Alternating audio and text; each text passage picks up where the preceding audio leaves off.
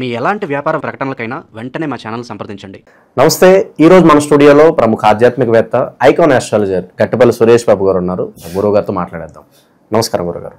జై Srimannarayana. So October మాసంలో విశేషంగా సింహరాశి వారి పరిస్థితి ఏ విధంగా ఉండబోతుంది? ఈ మాసంలో మనకి విజయదశమి ఉంది, దీపావళి ఉంది. ఎలా వినియోగించుకుని వీళ్ళు కూడా అదృష్టవంతులు అయ్యే అవకాశాలు కనిపిస్తాయి అంటారు? ఖచ్చితంగా సింహరాశి పోయిన మాసంలోనే, అంటే ఇప్పుడు మనకి పోయిన మాసంలో 2 గ్రహణాలు వచ్చాయి.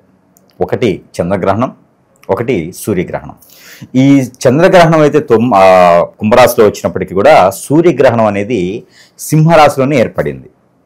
ఈ సింహరాశి కన్యారాశి నడుమున ఈ సూర్యగ్రహణం ఏర్పడటం జరిగింది. సూర్యగ్రహణం భారతదేశంలో లేదు కదా, కానీ ఈ సూర్యగ్రహణం భారతదేశంలో లేనప్పటికీ కూడా ఆ ఒక కిరణాలు కావచ్చు, ఇది సూర్యుడు అయితే ఖచ్చితంగా అంటుజెత్తి పడతాడు కాబట్టి ఆ ఒక ఎఫెక్ట్ అందరి మీద ఉంటుంది కాబట్టి. ఇకపోతే మరొకటి ఏంటంటే, ఈ సింహరాశి వారికి శని భగవాను యొక్క అశుభ దృష్టి కూడా కొంత కనపడుతుంది. మరొకటి ఏంటి, స్వస్థానంలో అంటే సింహరాశిలోనే ఉన్నటువంటి కేతువు, 2వ స్థానంలో శుక్రుడు, 3వ స్థానంలో కుజుడితో కూడినటువంటి రవి. ఈ యొక్క గ్రహస్థితి అయితే ఇలా ఉంది. ఈ గ్రహస్థితిని ప్రకారంగా మనము సింహరాశి వారి గురించి చూసినట్లయితే కనుక, ఈ సింహరాశి వారికి అనుకున్న పనిలో ఆటంకాలు రావటం, ఏ పని చేద్దామన్నా ముందుకు వెళ్ళలేకపోవటం, ఎవరితో మాట్లాడినా గొడవలు రావటం, ఏంట్రా బాబు జీవితం అనిపించే స్థాయిలో ఉంటుంది. కానీ ఒక అదృష్టం ఉంటుంది.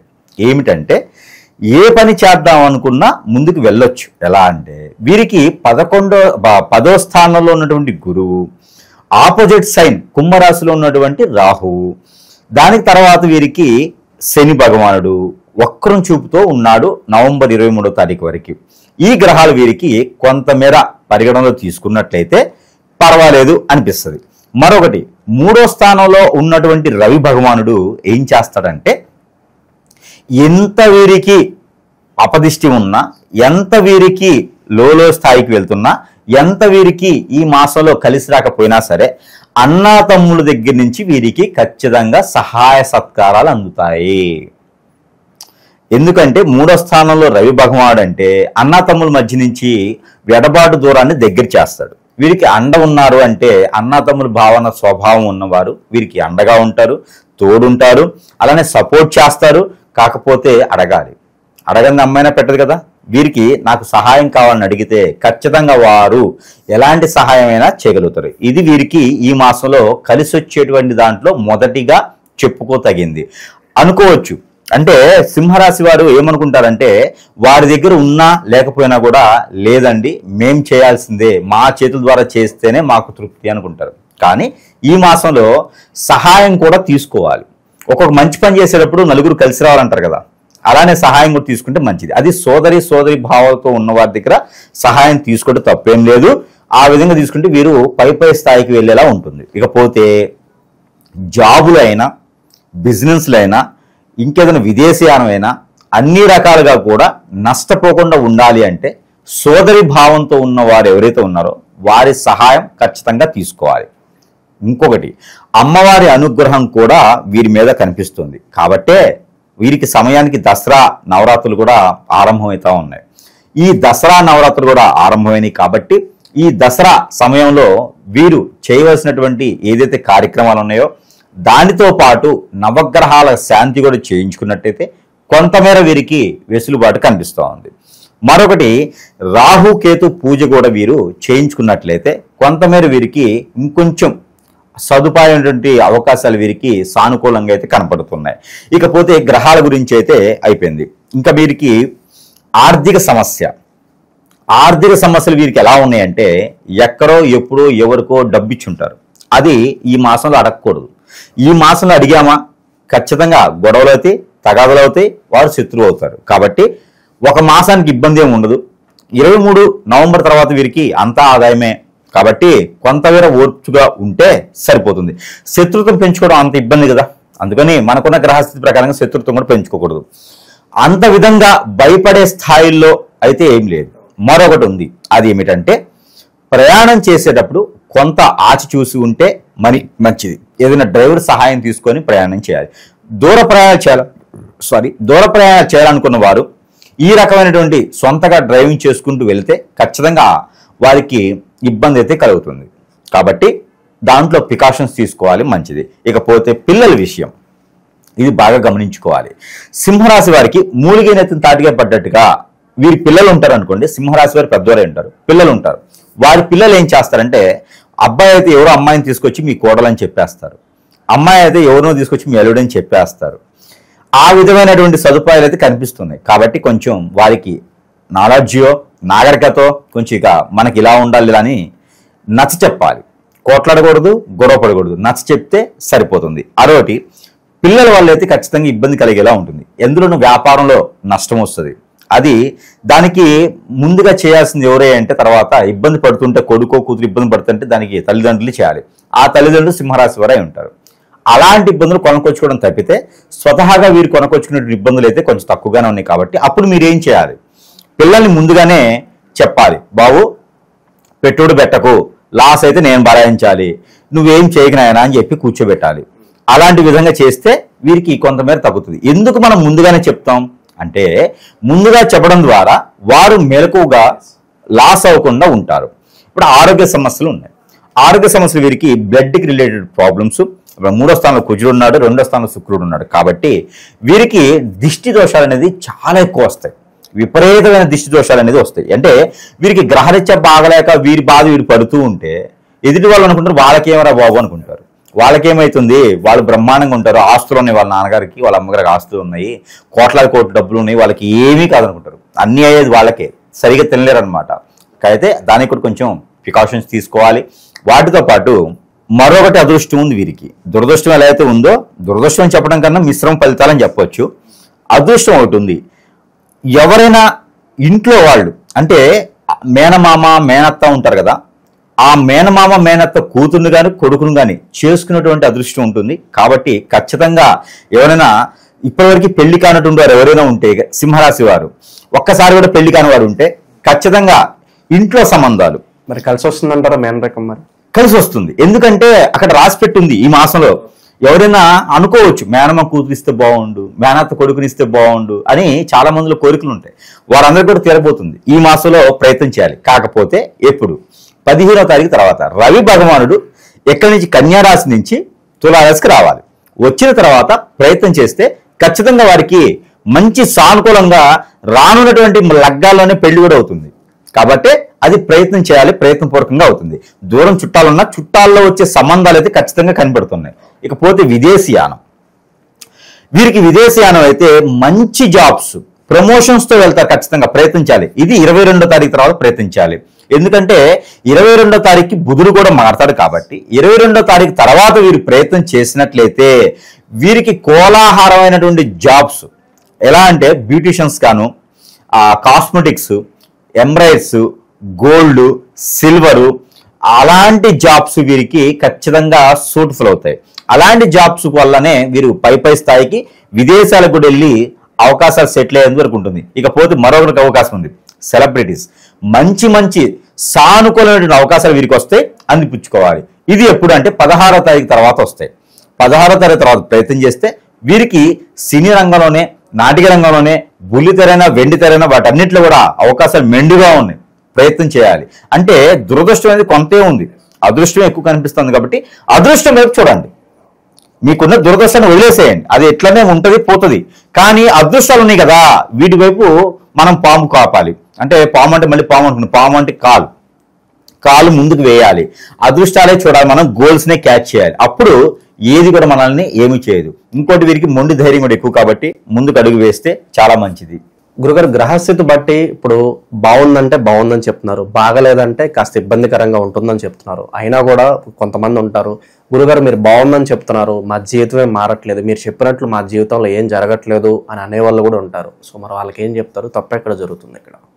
ఖచ్చితంగా ఏమవుతుందంటే గురువుగారు చెప్పింది జరగట్లేదు అనుకున్న వాళ్ళు ఎవరైనా ఉంటారో అది గురువు తప్పు కాదు. ఎందుకంటే గురువు ఎంతో ఎలిమినేట్ చేసి ఏ గ్రహం ఏ స్థాయిలో ఉందో చూసుకొని చెప్తారు.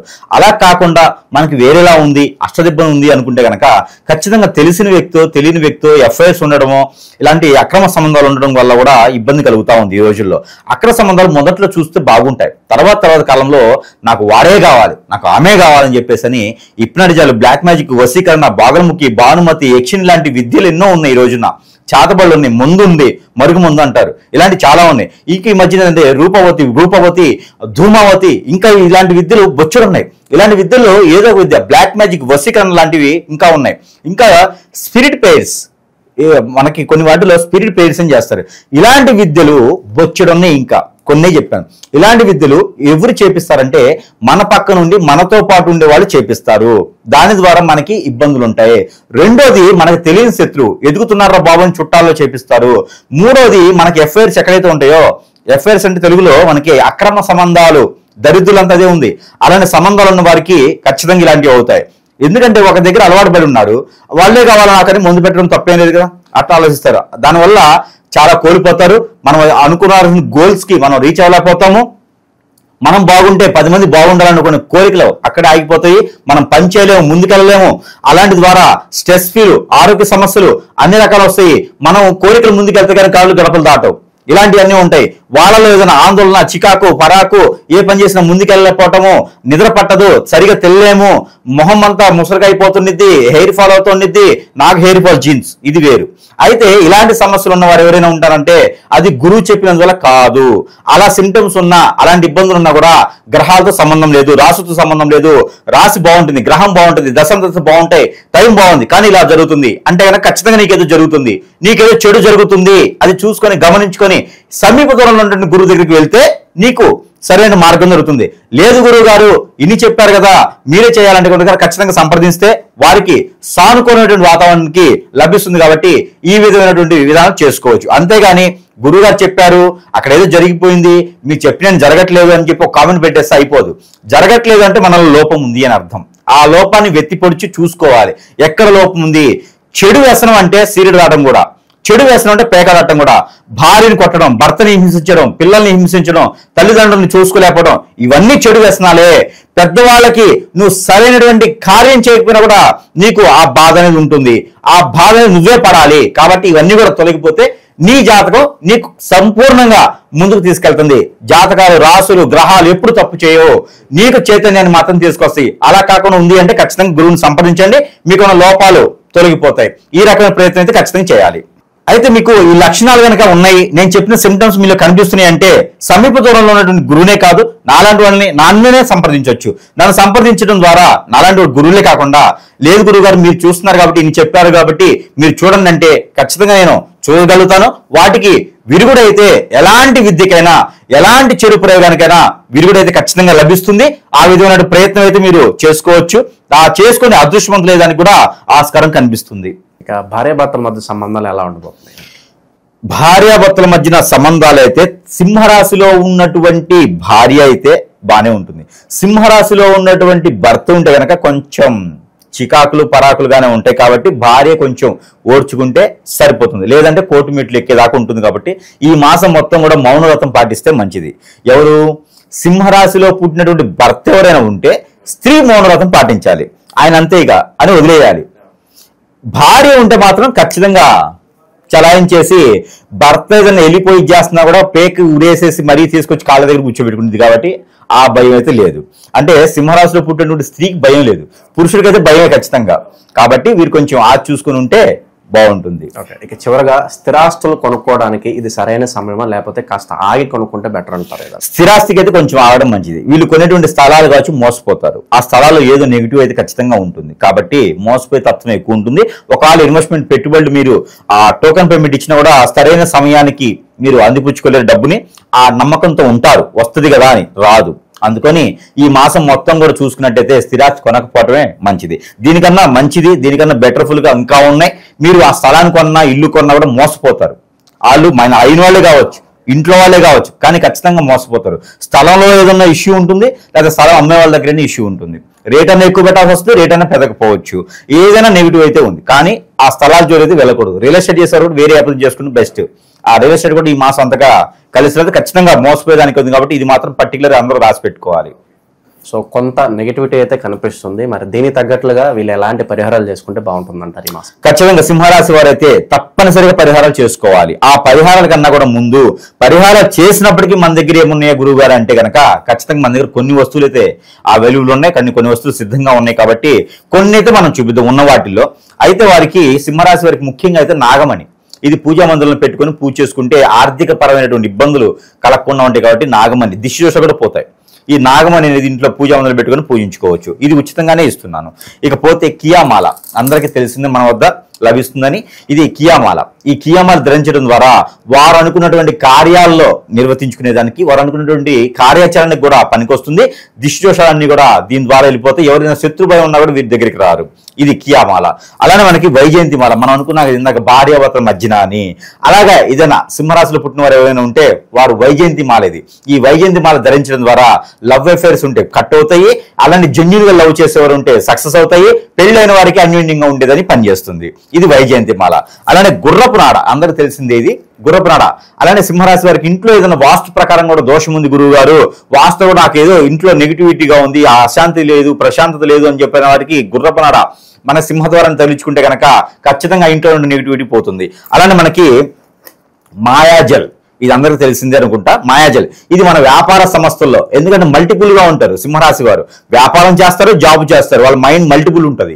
అందుకని చెప్పేసి వారి వ్యాపార సంస్థలు మాయాజల్ పెట్టుకున్నట్టయితే కనుక అన్ని రకాల సదుపాయాలతో పాటు నరదిష్టి నరఘోష కూడా ఆ ఎంత బాగుందో షాప్, ఎంత బాగుందో బిజినెస్ అనే కూడా ఇలా పటాపంచలు చేసేస్తుంది నా మాయాజల్. అలానే వారికి సెంటు, వారి మీద ఏదైనా చెడు ప్రయత్నం కూడా జరగండొచ్చు, హిప్నాటిజం, బ్లాక్ మ్యాజిక్ కూడా జరగండొచ్చు. అలాంటి జరుగుతుంటే కూడా అవన్నీ కూడా పటాపంచలైపోయేసి మన జోడు ఎలాంటి చెడు వాడున్నా కూడా దూరం అయ్యేదానికి ఈ సెంట్ అప్లై చేసుకుని బయటకు వెళ్తే చాలు. అలానే మనకి కాటుక, ఈ కాటుక పెట్టుకోవడం ద్వారా పిల్లల్లో కానీ పెద్దల్లో కానీ భారతదేశ రోగాలు, నేలపాటు ధనం, చిన్నపిల్లలు అయితే ఏడవటం కానీ, ఎదగలేకపోవటం కానీ, మతిమరుపు కానీ ఉంటే కూడా ఈ కాటుక పెట్టుకోవడం ద్వారా పనిచేస్తుంది. పెద్దవారైతే కనుక వారికి ఉన్నటువంటి ఈఎన్టీ సమస్యలు ఏమైనా ఉంటే కూడా తొలగిపోతాయి. అలానే రెటినాడకర సమస్య కూడా తొలగిపోతుంది. ఈ కాటుక ధరించడంతో, నడినెత్తిన కళ్ళకి పెట్టుకోవడంతో వారికి ఉన్నటువంటి నరదిష్టి, నరఘోష, శత్రుభయం అన్ని కూడా దీంతో తొలగిపోతాయి. అలానే వీరికి సూర్యుని రూపు, ఈ సూర్యుని రూపు జాబులో వెసులుబాటు కావాలి, ఎవరికైనా జాబులో నాకు బయట విదేశాలకు వెళ్ళాలి, నాకు ధైర్యం కావాలన్న వారికి సూర్య రూపు అనేది ధరించుకోవచ్చు. అలానే సూర్యుని రూపుతో గరుత్మంతుని రూపు కూడా ఉంటుంది. ఈ గరుత్మంతుని రూపు అనేది ఆస్తులు తగాదాలు కానీ, గొడవలు కానీ, రియల్ ఎస్టేట్ వ్యాపారస్తులకు కానీ, ఈ సింహరాశిలో పుట్టిన ప్రయాణాలు ఎక్కువ బాగా చేసేవారికి కానీ, ఉమ్మడి కుటుంబంగా ఉండాలనుకునేటువంటి కోరికలు ఉన్న వారందరికీ కూడా ఆ దేవుని యొక్క అనుగ్రహం కావాలన్నటువంటి మంత్రోచ్చారణతో చేసిస్తాం. కాబట్టి ఇది గరుత్మంతు రూపు ధరించుకోవచ్చు. అలానే నాకు నిద్ర పట్టట్లేదు, హిప్నాటిజం ఉంది, బాడీ అంతా నాకేదో నా చేతుల్లో లేనట్టుంది, నాకేదో జరుగుతుంది అనే వాళ్ళకి ఇది నీటిలో ఉడకబెట్టి స్నానం చేసేయడం ముడుపు అనమాట. ఇది మనకి సాంబార్లో కానీ మూట్లు ఎట్లేస్తామో నీటిలో 10 లీటర్ నీటిలో ఈ ముడుపు వేయాలి. ఇది ఆరావళి ముడుపు అంటారు. ఆరావళి పర్వతం నుంచి తీసుకొచ్చినట్టు మూలికలతో చేసింది అనమాట. ఈ ముడుపుని నీళ్ళలో వేసి కాచి ఆ నీళ్లు ప్రతిరోజు స్నానం చేసుకున్నట్టయితే కనుక వారికి ఉన్నటువంటి నరఘోష నరదిష్టి ఒకటే కాదు, అలానే హిప్నాటిజం, బ్లాక్ మ్యాజిక్, వశీకరణ, ముందు పెట్టు ఇవన్నీ కూడా తగ్గిపోతాయి. కాబట్టి ఇది చేసుకోవాలి. ప్రేమానురాగాలు కూడా పెరిగిపోతాయి. ఇది మనకి ఆరావళి ముడుపు. ఇది అష్టదిబ్బందుల ముడుపు. ఇంట్లో ఏదన్నా చేతబడైంది, ఇంటికి ఏదన్నా ఏదో చెడు ప్రయోగం జరిగిందండి, నాకు అసలు నిద్ర పట్టట్లేదు, ఇంట్లో ఏదో దెయ్యాలు పూతాలు ఉన్నట్టు అనిపిస్తుంది అన్నకి ఇది ఆరావళి ముడుపు. తక్కువ ఇన్వెస్ట్మెంట్ అనమాట, అంటే సరసమైనటువంటి ధరల్లోనే వారికి లభ్యపడుతున్నాయి. ఇవే కాదు, మన దగ్గర ఇంకా ఏ సమస్య ఉన్నా కూడా ఆ సమస్య దగ్గర పరిష్కార మార్గాలు అయితే మన దగ్గర లభ్యపడుతున్నాయి. ఇది వ్యాపారం కాదు, బిజినెస్ కాదు. ఇది ఏంటంటే ప్రేక్షకులకి ఎట్లా ఉందంటే, ఒక గురువు దగ్గరికి మనిషి వెళ్ళారు అంటే వేలుగా నుంచి లక్షలు అయిపోతున్నాయి. ఇది ఏంటంటే సింపుల్ గా ఎంతో తక్కువ ఖర్చుతోనే ఉంటుంది. కాబట్టి ఆ సరసమైన ధర పెట్టుకుంటే వారి వద్దకే వస్తాయి కదా. వారు ఏదైనా చిన్నపాటి సమస్యలు ఉంటే కూడా తీర్చుకోవచ్చు. ఎక్కడికి వెళ్ళి లక్షల రూపాయలు ఖర్చు పెట్టుకునే కన్నా వారికి ఉపయోగపడేలా మంత్రోచ్చారణ చేసిస్తాం. కాబట్టి దీన్ని ఈ అవకాశాన్ని వారు సద్వినియోగం చేసుకుంటారు అనుకుంటా ఉన్నాను. ఇకపోతే సింహరాశి వారు ప్రతిరోజు కూడా వారు దేవుని యొక్క ధ్యానంలో ఉండాలి, అనుగ్రహం పొందాలి. కాబట్టి ఆ గ్రహణాలు పోయినాయి, కాబట్టి ఆ గ్రహణాల దోషాలు, అలానే ఈ యొక్క అమ్మవారి ఈ యొక్క వస్తున్నాయి కాబట్టి నవరాత్రులు కూడా వస్తున్నాయి, దీపావళి వస్తుంది కాబట్టి ఖచ్చితంగా దీపావళి రోజు లక్ష్మీ అమ్మవారి పూజ చేసుకోవడం సింహరాశి వారికి కలిసి వస్తుంది. అలానే ఎవరికైనా సరే ఒక 10 మందికి టపాసులు దానం చేస్తే మంచి జరుగుతుంది వీరికి. వారిలో ఉన్నటువంటి ఎందుకంటే రాహుకేతు దోషం ఉంది కదా, ఆ రాహుకేతు దోషం బాగుంటే టపాసులు దానం ఇచ్చేయాలి. అలా అని చెప్పేసి టైం బాంబులు కొన్ని అయితే ఇవ్వకూడదు. చిన్న చిన్న టపాసులు లాంటివి ఇచ్చేస్తే సరిపోతుంది. చిచ్చుబుడ్లు కాకర గుత్తులు ఉంటాయి కదా, అలాంటి ఇచ్చినా కూడా సరిపోతుంది. ఇప్పటికీ దీపావళి జరుపుకోలేని వారు ఉంటారు, స్తోమత లేక బాంబులు కాల్చిన ఉంటారు, వాళ్ళకి ఇవ్వచ్చు. అగ్గిపెట్లు ఇవ్వచ్చు. అగ్గిపెట్లు సిగరెట్ పెట్లు దానం ఇవ్వచ్చు, ఇబ్బంది ఏం లేదు. సిగరెట్ పెట్లు ఇస్తే నాశనం అయిపోతారు తాగినోడు, అగ్గిపెట్లు ఇస్తే ఇంట్లో దీపారం ముంచుకుంటాడు. అట్లా కాకుండా క్యాండిల్స్ అనేది దానం ఇవ్వచ్చు. క్యాండిల్స్ తీసుకుని వెళ్ళేసి ఎక్కడైనా గుళ్ళల్లోనో ఆలయాల్లోనో లేకపోతే ఏదైనా చెరువు ఒడ్లోనో వెలిగించవచ్చు, దానం ఇవ్వచ్చు. లేదా ప్రమిదలు, దీపారాజనలు, బాంబులు అంటే టపాసులు ఏం కాదు, చాలా రకాలు ఉంటాయి. అందులోనూ మట్టి ప్రమిదలు ఉంటాయి, అవి ఒక 12 ప్రమిదలు దానం ఇవ్వచ్చు. ఒత్తులు ఉంటాయి, ఒత్తులు ప్యాకెట్లు దానం ఇవ్వచ్చు. ఆ రకంగా దానం ఇచ్చుకుంటే సరిపోతుంది. ఆవు నూనె, ఆవు నెయ్యి ఇలాంటివి కూడా దానం ఇవ్వచ్చు. ఆవుకి నూనె రాదు కదా అంటారు, ఆవు నూనె అంటే ఆవాల నూనె, అది దానం ఇస్తే సరిపోతుంది.